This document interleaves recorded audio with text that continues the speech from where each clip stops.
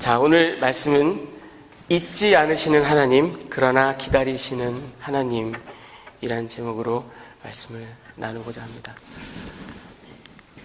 여러분들이 잘 아시는 C.S. 루이스의 Mere Christianity, 그 순전한 기독교라는 책에 보면요, 하나님과 그 시간의 관계를, 이 루이스가 하나님과 그 시간의 관계를 아주 기가 막히게 설명한 대목이 나옵니다.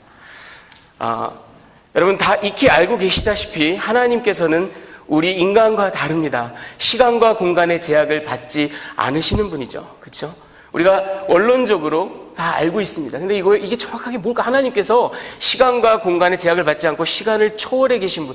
하나님은 우리의 과거도 현재도 미래도 지금 다 현재처럼 그렇게 경험하시는 그런 하나님. 루이스가 이 얘기를 어떤 그 컨텍스트에서 얘기를 하냐면요, 예를 들어서 10시 30분에 전 세계 500만의 사람들이 동시에 하나님께 기도를 드린다면 하나님은 어떻게 그 500만의 기도를 다 들으실까? 그렇죠? 또 루이스가 얘기하기를 화염에 휩싸여서 바닥으로 곤두박질 치는 비행기의 조종사가 있는데, 그 조종사가 찰나의 순간에 3초 5초 만에 하나님 저를 불쌍히 여겨주세요 기도를 했다고 치자 말이죠. 그런데 우리 하나님은 그 찰나에 드려지는 기도를 영원이라는 시간을 통해서 들으십니다. 이게 여러분 쉽게 이해가 잘 안 가시죠? 자, 그러면서 루이스가요 아주 재미있는 비유를 하나 합니다. 이 비유를 한번 들어보십시오. 물론 완전한 비유는 아닙니다. 여러분 아시다시피 C.S. 루이스가 영문학자죠. 루이스가 예를 들어서 이제 자기 자신이 소설을 쓴다라고 한번 가정해 봅시다. 자기가 창조한 세계가 있습니다. 등장인물들이 있고 공간이 있고, 그렇죠? 자기가 창조한 세계가 있어요. 자기가 창조한 인물 중에 메리라는 여자가 있습니다. 그 메리에 대해서 자기가 쓰면서 메리가 책을 내려놓았다. 그러자마자 문두드리는 소리가 났다. 이 두 문장을 쓰려고 마음을 먹었습니다. 작자인 루이스가. 어떻게 보면 루이스는 이 메리가 속한 세계를 창조한 창조자와도 같습니다. 신과도 같은 존재죠. 메리가 책을 내려놓았다라는 문장을 딱 썼어요. 그런데 그리고 나서 바로 다음 문장을 연결해서 쓴 게 아니라 잠깐 하고 집 밖으로 나가서 3시간 동안 산책을 하면서 메리의 인생에 대해서 막 생각을 합니다. 그리고 나서 3시간 뒤에 돌아와가지고 그러자마자 문 두드리는 소리가 났다. 이렇게 씁니다. 자, 메리가 우리와 같은 사람이라고 생각해 봅시다. 자기가 책을 내려놓은 것과 노크 소리가 난 그 간격은 수초도 안 돼요. 찰나의 차이예요. 하지만 그 창조자인 C.S. 루이스는 3시간 동안 메리에 대해서 묵상을 했어요. 내가 이 여자를 어떻게 할 것인가. 네. 여러분, 이게 굉장한 인사이트를 줍니다. 물론 C.S. 루이스 자신이 얘기를 합니다. 이 비유에 허점이 있습니다. 작가가 그 자기가 창조한 세계, 계속해서 시간이 연결되어 흘러가는 메리의 세계에서 빠져나와서 자기는 3시간, 5시간, maybe 3 days, 5 days 자기 시간을 갖고 돌아오지만, 작가는 엄밀하게 말하면 자기가 창조한 세계의 그 시간에서 벗어나서 작가가 속한 이 세계의 시간에 다시 한번 편입이 됩니다. 하지만 루이스가 말하기를 하나님은 그렇지가 않습니다. 하나님은 어느 시간에도 어느 공간에도 편입되는 분이 아닙니다. 하나님은 완전히 초월하신 분. 우리는 오늘, 과거, 오늘, 현재, 미래 직선적으로 나가는 이 시간의 흐름 속에서 이 공간을 점유하면서, 이 공간을 점유하고 있는 한은, 이영성 목사가 더블린에 있는 한은 서울에 있을 수가 없어요. 그렇게 제약 가운데 살아가는 우리지만 하나님은 이 모든 것을 초월해 계십니다. 이게 여러분, 이게 단순히 시간과 하나님의 관계만을 얘기하는 것이 아니라 하나님의 전지전능하신 그 관점, perspective에 대해서 우리에게 새로운 지평을 열어줍니다. 우리는 우리밖에 보지 못해요. 우리 눈앞에 있는 사건밖에 보지 못하고 내가 듣고 경험하고 이해하는 것만 받아들일 수 있지만 하나님은 그런 분이 아니세요. 하나님에게는 모든 것이 그분의 손 안에, 주권 안에 있습니다. 자, 여러분, 오늘 모세가요, 사도행전을 보면은 40세가 돼서, 스데반 집사가 얘기한 걸로 40세가 되어서 이 동족들에게 나갔다고 되어 있습니다.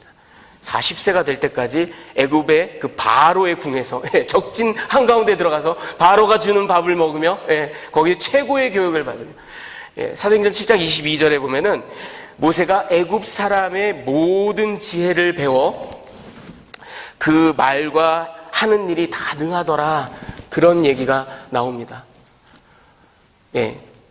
많은 교육을 받은 것은 확실합니다. 그 애굽의 교육이 어땠냐면, 특별히 그 왕의 많은 자손들이 있었잖아요. 공주만 60명인데, 그렇죠? 많은 왕손들이, 저들을 위한 로열 아카데미가 있습니다. 말하자면 최고의 교육. 여러분 아시다시피 애굽, 이집트는 그 당시 최고의 선진국, 강대국이었고 수학, 기하학, 건축학 이런 게 말도 못하게 발전했던 나라입니다. 그런 것들을 이제 그 왕손들에게 가르치죠. 가르치는데 얘네들이 보통 4살이 되면 우리 그 프리스쿨 가듯이 그렇게 학교 가가지고 아침 일찍부터 점심때까지 아주 그냥 빡세게 공부를 합니다. 3R이라 그러죠. 읽기, 쓰기, 세마기 이런 것들 막 엄청나게 훈육이 강했다고 합니다. 그 당시에 있었던 그 보편적인 속담, 경구 중에 어떤 말이 있는지 아세요, 여러분? 이거 공감하시는 분들이 많을 것 같아요. 소년의 귀는 등짝에 있다. 맞아야 정신을 차린다, 듣는다. 그런 말이 있을 정도예요. 맞아야 듣기 시작한다. 그런 말이 있을 정도. 그러니까 그 훈육을 위해서 체벌도 주어졌던 게 분명합니다.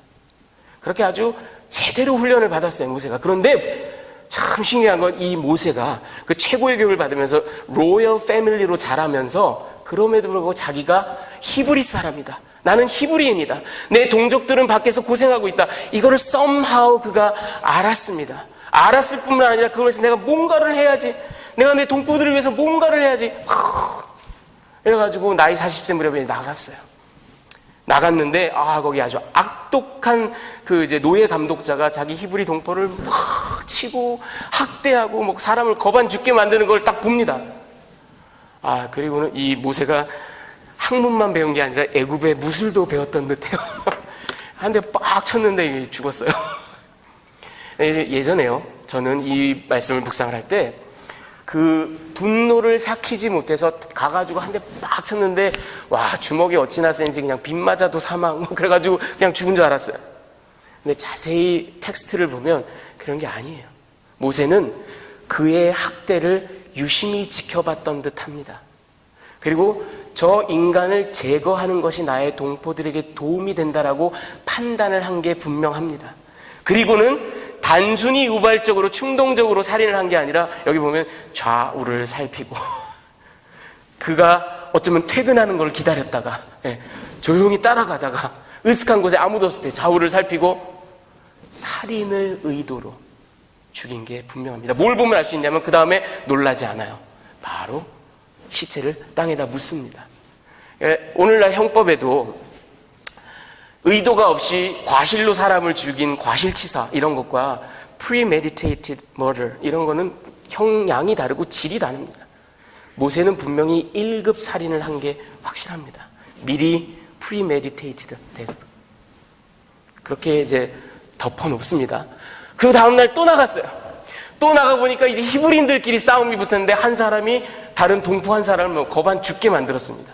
막 치고 모세가 가운데를 딱 막아서면서 아니 같은 동포끼리 왜 이러냐, 이 뭐 하는 짓이냐 하고 이제 그걸 중재를 하고 말리려고 나서는데 이 사람이 뭐라 그러냐 하면은 누가 너를 우리의 재판장 심판자로 삼았느냐, 그리고 덧붙이는 말이 네가 어제 애굽 사람에게 한 것처럼 나도 죽이려 드느냐, 이렇게 말을 합니다.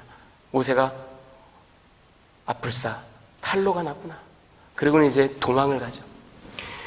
15절 그 하반절서부터 22절까지의 내용은 이제 그가 도망을 미디안으로 갑니다. 여러분 이 미디안이란 곳 저희 시나이 반도가 여러분 보이시죠? 그리고 그 양옆에 바다가 이렇게 깊숙이 올라온 그 오른쪽이 아카바만, Gulf of 아카바라는 그 아카바 바로 옆에 동안 거기에 미디안이라고 써 있습니다. 여러분 이게 보이시는지 다음 거를 클릭해 주시겠어요? 네. 아니. 그 사진에서 예, 그렇죠. 조 부분이 미디안입니다. 여러분 이 미디안은요, 근데 창세기 25장 1절에서부터 4절에 보면 그 다음 슬라이드 창세기 25장 1절에서부터 4절에 보면요, 아브라함이 사라가 죽고 난 다음에 얻은 후처가 그두라입니다. 이 그두라 사이에 5 아들을 낳았는데 그 중에 4남이 미디안이에요. 그러니까 이스라엘과는 먼 친척지간입니다. 미디안 자신에게 5명의 아들이 있었습니다. 에바와 에벨과 한옥과 아비다와 엘다 아이와 이렇게 5. 그러니까 저들이 족장이 되어서 나중에 이렇게 쭉 내려와서 저 5개의 부족 공동체가 이렇게 confederacy, 동맹을 형성한 그 아까 사진에서 보였던 그 미디안, 거기가 이제 아카바만의 동안, 그 다음에 사이로 아라비안 그 데저트의 북서쪽 이렇게 제법 광범위한 그 지역에 분포되어서 살고 있었던 반유목민들이에요. 저 5개의 부족이 동맹이 된 이 미디안으로 이제 도망을 갑니다. 그러니까 애굽에서 한참 떨어진, 그러니까 애굽의 손길, 바로의 손길이 닿지 않는 곳으로 간 거죠. 거기 가서 이제 모세가 한 우물가에 앉아 있습니다. 여러분 이 성경을 보면요, 언제나 우물가에서 썸이 일어납니다. 이삭도 야곱도 모세도 다 우물가에서 아내를 만납니다. 네. 그런데 아내를 만나려고 거기 갔겠어요? 그게 아니라 이 고대 근동 지방의 우물이라는 것은 오늘날로 치면 홈디포처럼 잡을 구하는, 홈디포 앞에 사람들 쫙 서 있잖아요. 아니면은 소셜 이런 인터랙션이 일어나는 곳, 정보가 교환되는 곳, 아니면 마켓플레이스, 사람들이 또 대상들이 지나가다 멈추는 곳, 우물이 그런 곳이에요. 거기에 가 있는데 이제 르우엘의 그 미디안 제사장 르우엘의 7딸들이 그 양들에게 물을 먹이러 옵니다. 이 르우엘은 다음 슬라이드 보여주시면요, 르우엘이란 이름은 friend of God, 하나님의 친구다, 이제 이런 말입니다. 근데 여러분이 성경을 읽어보셨으면 좀 궁금하실 거예요. 바로 다음 3장 1절이나 4장 18절이나 18장 1절에 보면은 모세의 장인 이름이 이드로라고 나옵니다. 르우엘과 이드로는 그럼 어떤 관계냐? 이건 논란이 많았는데 아주 생각보다 쉽게 해결이 됩니다. 이드로는 그 히브리어로 이트로라는 말은 His Excellency, 그러니까 여러분 왜 교황성하, 수상각하 이런 말 하잖아요. 그 존칭, 그 관직에 따라 붙는 이런 말일 겁니다. 왜냐하면 아카드어에도 보면 아트루, 발음이 굉장히 비슷하죠. 이 아트루란 말이 His Excellency, 역시 각하, 성하 이런 말이 되거든요. 그러니까 이드로는 모세의 장인 르우엘이라는 그 기분 네임을 갖고 있는 사람의 그 관직, 제사장이라는 그 직함에 따라오는 아주 그 존칭, 그런 칭호가 아닌가 그렇게 생각을 합니다. 저 르우엘이 7딸이 있는데 그 7딸이 나와가지고 이제 양들을 물을 먹이는데요. 이 여자들이 와서 이러고 있으니까 자기네 차례가 돼서 이거 하려고 그러는데 그 지역에 이제 좀 아주 주먹개나 쓰고 그런 목자들이 딱 와가지고 말하자면 새치기를 하는 겁니다. 비켜! 여자들 비켜! 여자들밖에 없으니까. 그리고는 자기네가 막 이렇게 물을 먹이고 그러는 거죠. 또 우리 모세 성님이 이런 꼴은 못 보죠. 그래가지고 너희들 뭐야! 그리고 또 이제 나서는 겁니다. 그래가지고 그걸 또 탁 평정을 하고는 이제 그 7딸들이 이제 물을 다 먹이고 집에 가서 아빠에게, 르우엘에게 이러이러해서 우리가 오늘 아주 잘 됐습니다. 했더니 왜 너희가 그냥 오느냐, 그를 빨리 데려와라. 그래가지고 이 르우엘 집에 가게 됩니다. 그리고는 그 7딸 가운데 십보라라는 딸을, 십보라라는 이름은 bird, 그 새라는 이름이에요. 십보라를 딸로 주죠. 이게 어떻게 생각하면 굉장히 자연스러운 일입니다, 여러분. 그 미디안의 그 딸부자, 그죠? 제사장 딸부자. 이 사람은 딸밖에 없어요. 그러니까 맨날 딸들이 나가서 이리 치고 저리 치고 그 아주 험한 그 목자들 틈에서 제대로 찍소리도 못 내는 거예요. 그러니까 이 딸부자 집에 혈기왕성한 대릴 사위로 들어가는 거죠. 그죠? 네. 자, 그러고 나서는 아들을 낳았는데요. 아들의 이름을 게르솜, 그렇게 합니다. 그 다음 슬라이드 보여주시면요. 이 게르솜이라는 말이요, 히브리어로 게르라는 말이 stranger, 이방인 그런 뜻입니다. 그리고 샴이라는 말이 there, 저기 먼 땅, 이방 땅 그런 말이에요. 그러니까 게르 샴 하면은 이방의 stranger, 이방인, 나그네, 객 그런 말. 이게 이제 발음이 변형돼서 게르 샴 이렇게 된 게 아닌가 우리가 그렇게 바라봅니다. 또 하나 다른 의견은 저 게르숑이라는 그 자음들 GRSH 이것만 따로 모아놓고 보면 히브리어 동사 가운데 가라시라는 말인데 이게 to drive out, 몰아내다 그런 말이에요. 여러분 왜 요즘 부모님들도 허니문 베이비로 자기 아들을 낳으면 엄마 아빠가 너를 저기 태국에 가서 허니문 가서 낳았어. 그래서 김태국 그렇게 이름 그 사연을 붙여주는 경우가 있잖아요, 그렇죠? 그것처럼 말하자면 아들아, 네가 태어나 너의 엄마를 내가 만난 게 그 목자들이 니네 엄마를 막 가라시 하는데 내가 딱 나섰단다. 뭐 이럴 수도 있는. 그러나 어쨌든 모세가 이방의 객이 되었다라는 코멘터리를 적은 걸 봤을 때는 저 첫 번째가 맞는 것 같습니다. 게르샴, 이방의 나그네. 오늘 우리가 읽은 23절에서 23절에서 25절까지 말씀을 보면요, 이제 하나님께서 나서시는 장면입니다. 여기 보면 저들이 고된 노동으로 그 슬레이버리 때문에 고통한다는 말이 이 짧은 구절에 2번이나 나오고요.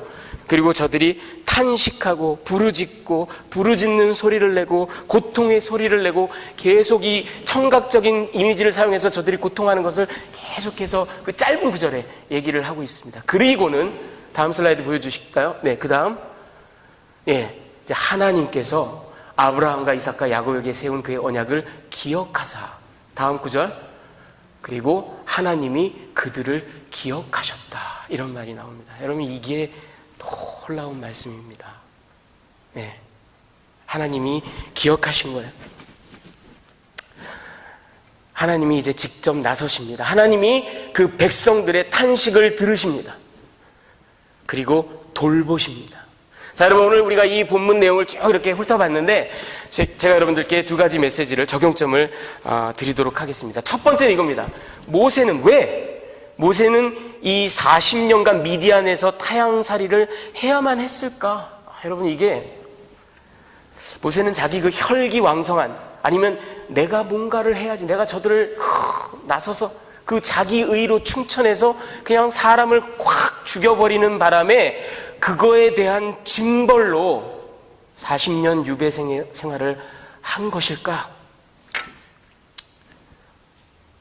여러분 이 역사적으로 이 구절을 놓고 많은 그 신학자들이 주석을 해왔는데, 예를 들어서 여러분 제네바의 그 종교개혁자 존 캘빈 같은 경우에는 이 부분을 뭐라고 얘기했냐면, 모세가 성령의 감동을 받아 애굽인을 죽였다라고 그렇게 얘기를 합니다. 하나님의 플랜 가운데 하나였고, 하나님의 그 공의와 정의에 격분하여서 그를 죽였다 이렇게 바라봅니다. 반면에 5세기 히포의 어거스틴 같은 경우에는 모세는 도덕적으로도 종교적으로도 사법적으로도 절대로 그럴 권한이 없다. 이건 모세가 월권을 한 것이고 모세가 악을 저지른 것이다. 그렇게 이야기를 합니다. 가고 오는 많은 세대의 신학자들, 성경학자들의 그 커멘터리를 보면요, 이게 상당히 양분이 되어 있는데, 오늘 최근의 경향을 제가 이렇게 쭉 보니까 그래도 모세를 주로 디펜드하는 입장, 모세가 어떤 의로운 분노, 그런 걸로 이렇게 이제 한 것이 그렇게 나와 있습니다. 자, 그런데요, 여러분, 제가 이거를 지난 한 주간 계속 붙들고 묵상을 하면서 생각을 많이 해봤습니다. 모세는 과연 의로운 분노로 성령님의 인도하심으로 애굽인을 쳐 죽였나? 아니면 모세는 정말 자기의와 자기의 인간적인 잘못으로 살인을 저지르고 도망간 것일까? 그 징벌을 받은 것일까? 도대체 이건가 저건가? 제가 결단을 내려야 여러분들 앞에서 얘기를 할 거 아니에요, 그렇죠?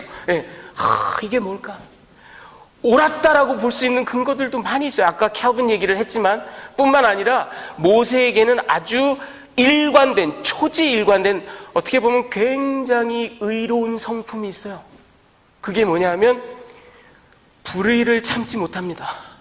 특별히 강자가 약자를 억압하는 것을 절대로 견디질 못합니다. 이 짧은 텍스트 구절에 3번이나 그런 이야기가 나옵니다. 처음에 딱 나갔더니 애굽 사람이 히브리인을 괴롭히는 걸 보니까 견디질 못해요. 뿐만 아니라 다음 날 나갔더니 같은 히브리 동포 가운데 한 사람이 한 사람을 치는, 여러분 이 히브리 사람이 히브리 사람을 치는 건 그냥 따기 때리고 멱살 잡는 게 아닙니다. 나카라는 히브리어를 썼는데 그 나카라는 말은 그 바로 전절에 모세가 애굽인을 쳐 죽였을 때 쓴 말이 나카예요.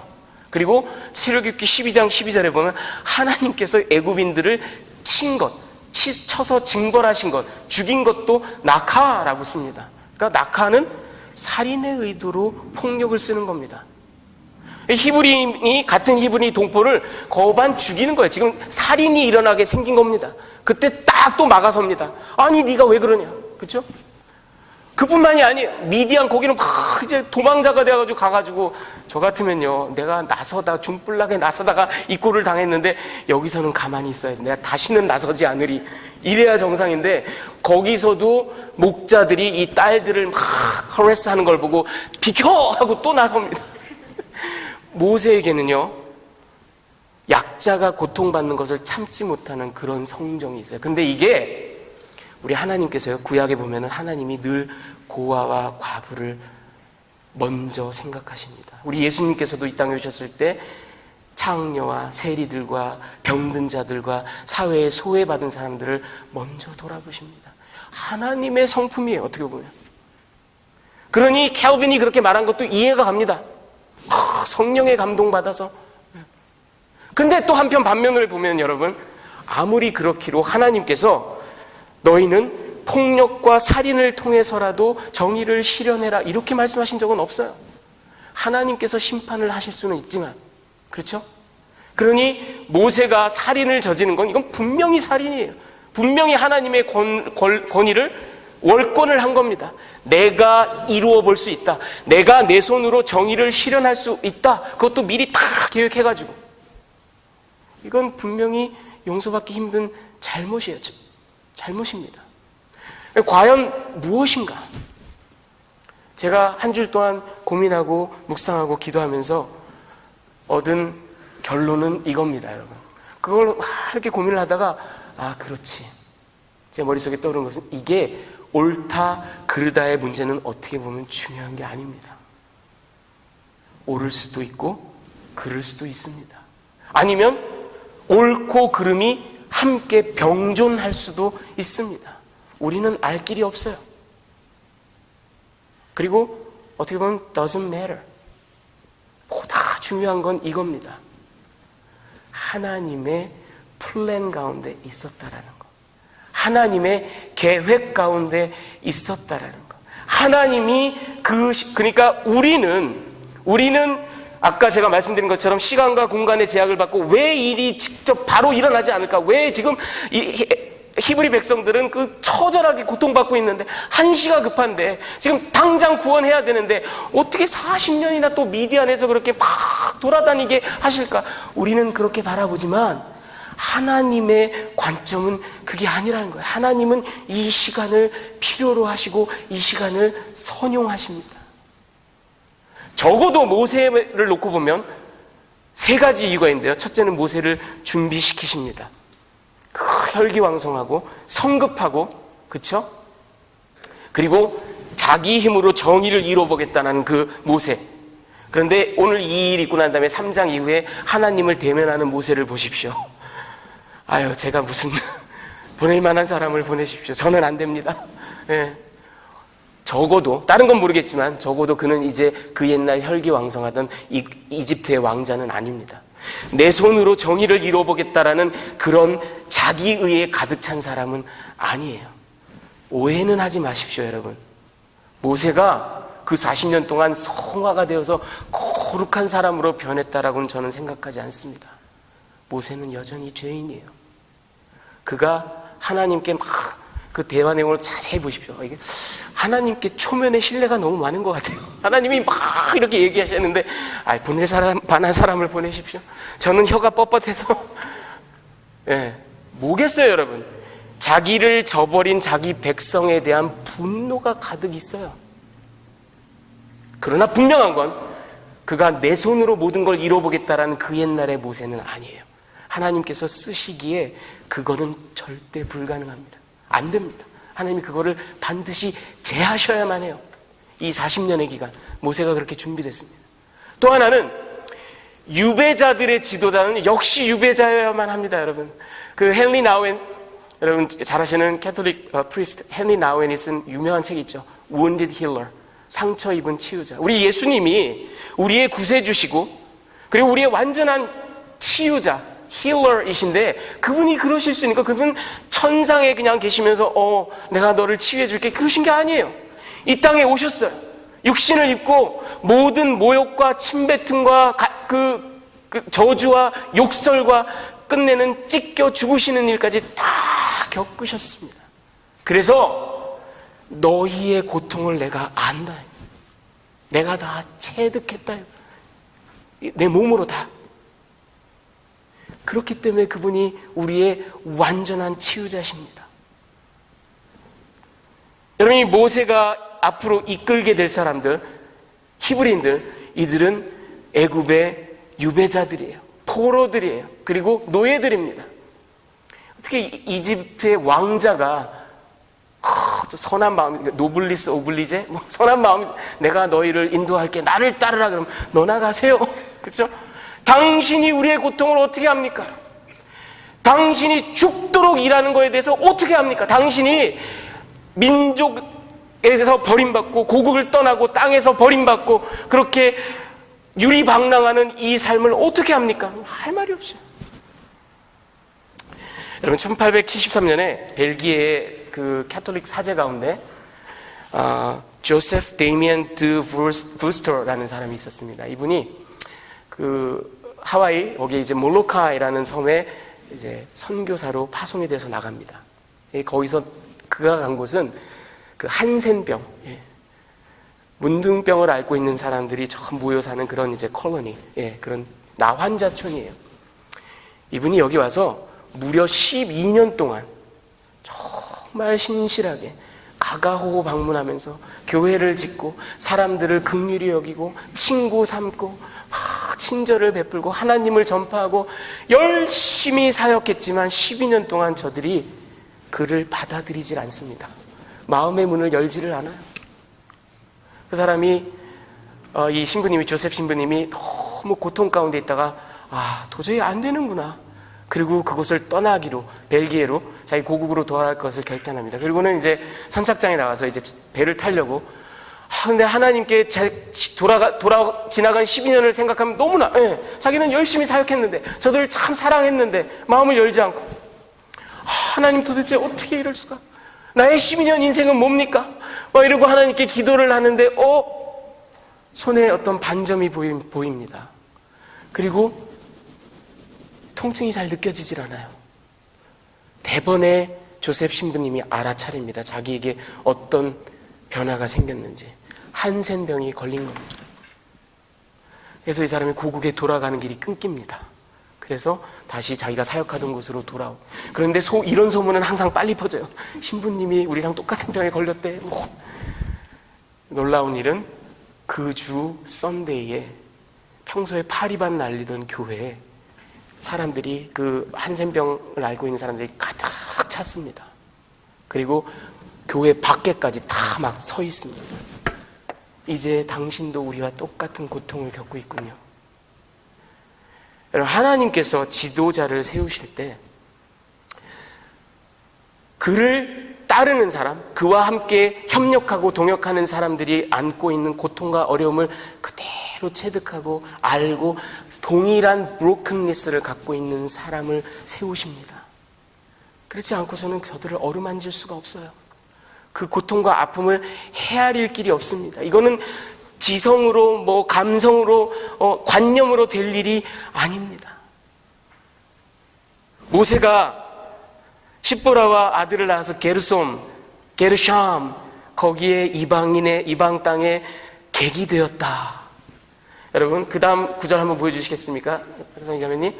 네, 창세기 15장 13절에 보면요, 하나님께서 이미 오래전에 아브라함에게 약속을 하시는데 너는 반드시 알라. 내 자손이 이방에서 객이 되어 그들을 섬기겠고 그들은 400년 동안 내 자손을 괴롭히니. 이방에서 객, 게르샴. 히브리인들이 애굽에서 게르샴이 됐단 말이죠. 근데 모세가 이집트의 왕자로 있다가 이제 미디안에 와서 자기도 자기 아들에게 게르샴. 여러분, 이게 어떻게 생각하면 내 신세가 이게 뭐냐? 그리고 그래, 이방의 객이다, 이렇게 생각한 걸 수도 있지만 아니에요, 여러분. 구속사적인 그런 관점에서 봤을 때 하나님의 예언의 말씀이 모세에게도 이루어지고 있는 겁니다. 그는 어떻게 보면 이중의 유배자예요. 자기가 나고 자란 곳 이집트로부터 버림받았습니다. 도망자, 살인자로 쫓겨났죠. 더군다나 이중으로 자기의 백성들 히브리인들에게 멸시받고 버림받았어요. 이중의 유배자가 됩니다. 자, 끝으로 다음 슬라이드 보여주시면, 네, 하나 더 눌러주시면, 다가올 40년, 이 미디안이요, 다가올 40년의 준비 과정이기도 합니다. 여러분, 요즘에 그런 책들이 유행이죠. PC for Dummies, 무슨 바보들을 위한 Gardening for Dummies, 이런 거. 예. 여러분이 만약에 무인도에 표류됐다, 이 세상에서 딱 한 권의 책만 갖고 갈 수 있다, 그러면 뭘 갖고 가시겠어요? 세계 고전 명작? 아니면 저는 성경 갖고 가서 열심히 묵상할래요. 그 생각은 가상하지만 오답입니다. 삐 틀렸어요. 뭘 갖고 가셔야 돼요? Boat Building for Dummies. 예, 바보도 지을 수 있는 배, 이런 책을 갖고 가셔야 돼요. 그래야 빠져나가지. 예, 여러분, 만약에 이 당시에 누군가가 광야에서 살아남기, 바보들을 위한 광야에서 살아남기라는 책을 쓴다면 모세를 저자로 데려가야 됩니다. 미디안 광야에서 40년 동안 광야에 아침에 해가 어떻게 뜨고 저녁에 해가 어떻게 지는지, 바람이 어떻게 불어오면 어떤 일이 벌어지는지, 하늘의 별을 보면 어떤 일이 다음날 일어나는지, 모세는 광야의 전문가예요. 그러니 이스라엘 백성들을 이끌고 40년 동안 광야 생활을 하는 최고의 지도자가 될 수 있지 않겠습니까? 자, 이거는 모세에 국한된 얘기고요. 두 번째 메시지와 적용을 보시면 여러분, 그 다음 넘어가셔서 하나님의 기억하심에 대해서, 그리고 하나님의 준비하심에 대해서 우리가 가만히 생각해 볼 필요가 있습니다. 아까 하나님께서 기억하셨다고 그랬어요. 이게 자카르, 그 다음 거 보여주시면 자카르란 말인데, 여러분, 기억했다라는 말은 우리 인간에게 쓰면 그렇지, 내가 그거 잊고 있었지, 이제 생각났네, 이게 기억하다, 그렇죠?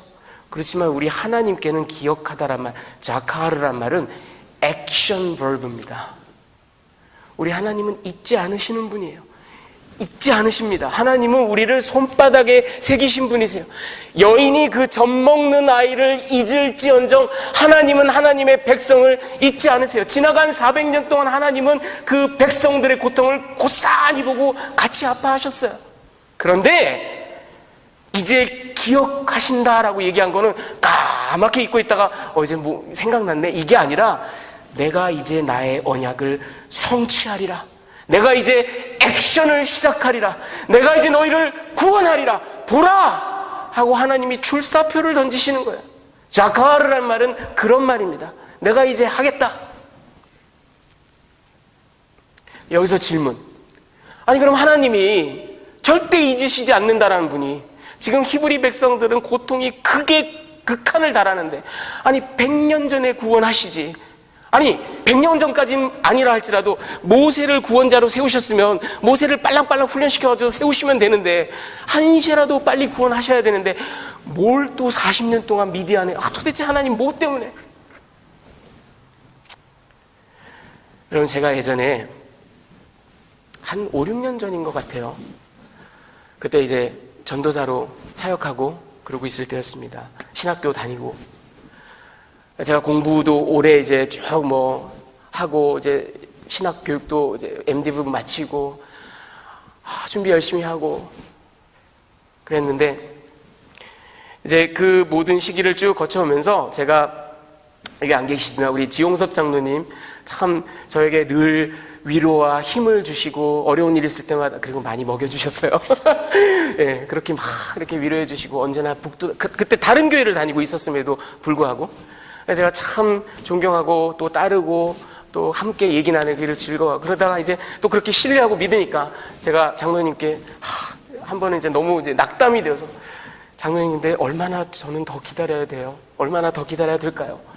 나는 준비하느라고 한 것 같은데 여러분 그게요 이게 이제 목사로 부르심 받고 사역을 하는데 이 때가 됐는지를 뭘 보면 알 수 있냐면 설교를 못해서 막 그 뼈마디가 막 욱신욱신 쑤십니다. 설교가 너무 하고 싶어요.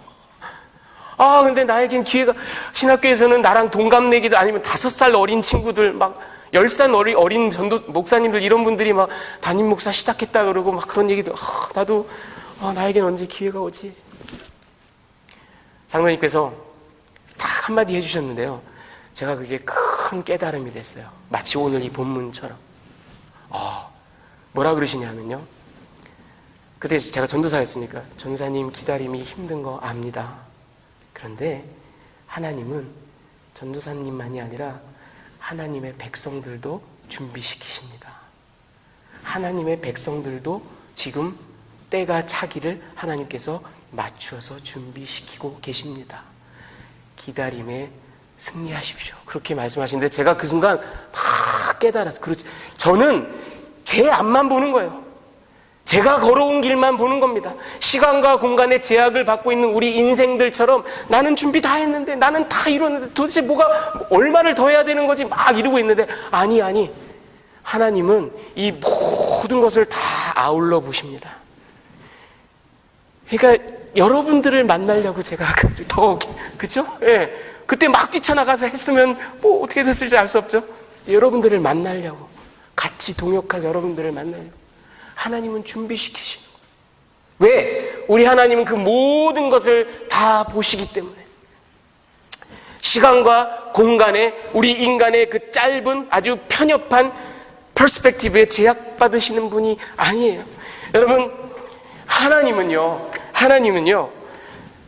애굽에 10가지 재앙을 내리고 애굽의 큰 심판의 손길을 이제 부으시기까지 아직도 40년을 더 기다리시기를 작정한 겁니다.